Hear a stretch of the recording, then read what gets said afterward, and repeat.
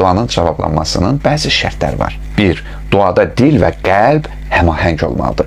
Dilin bir şeyi, qəlbin isə ayrı şey deməməlidir. Dilin yaxşı şeylər deyirsə, qəlbin qəflətdədirsə, bu dualar həqiqi dua deyil. Maraqlıdır, deyilir ki, xəstəxana divarları məscidlərdən daha çox səmimi dualar eşidib. 2. Gərək dua edərkən insan Allahdan başqa hər kəs və hər şeydən ümidini üssün. Buradan dua edirsən, oradan da düşünürsən ki, filan kəsdən də istəyərəm. Yaxud deyirsən ki, hər kəsin yanına getdim, son əlacım isə Allahdır. İlk əlacın Allah olmalıdır. Quran deyir ki, bəndələrin söykənəcəyi yeganə yer Allah olmalıdır. 3. Dua Allahı tanımaqla birlikdə olmalıdır. Bir dəstə adam İmam Sadiqin yanına gəldi, şikayət etdilər ki, dua edirik, amma qəbul olmur. İmam dedi ki, çünki çağırdığınızı tanımırsınız. Kim olur olsun, Əli, Vəli, İvan, Andrey, tək istədiyim gerçəkləşsin. Yox, belə deyil. 4. İtaətkarlıq və mütilik.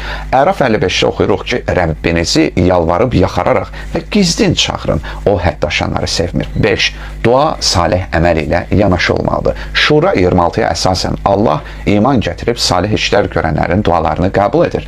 Yaxşı olar ki, duadan öncə bir sədəqə verək və ya hansı bir xeyir iş görək. 6. Möminlərin cəm halda dua etməsi. Hədisdə gəlib ki, 40 mömin bir yerə yığışıb Allaha dua etsə, Allah onların dualarını rədd etməz.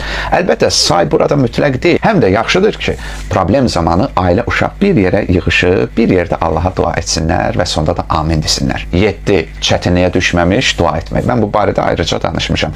Yəni, bacardığınız qədər asayiş, salamatlıq vaxtı dua edin. Hədisdə deyilir ki, kim bəlaya mübtəla olmamış dua etsə, başına bəla gəlsə, duası qəbul edilər. Ha belə deyilib ki, kim rahatlıqda çoxlu dua edən olmazsa, təkcə problemə düşdükdə dua edərsə, ona deyirlər, Eynə kuntə qabləl yevm. Yəni, bundan öncə hardaydın? Duadan öncə Allahdan bağışlanma diləmək də tövsiyə edilib.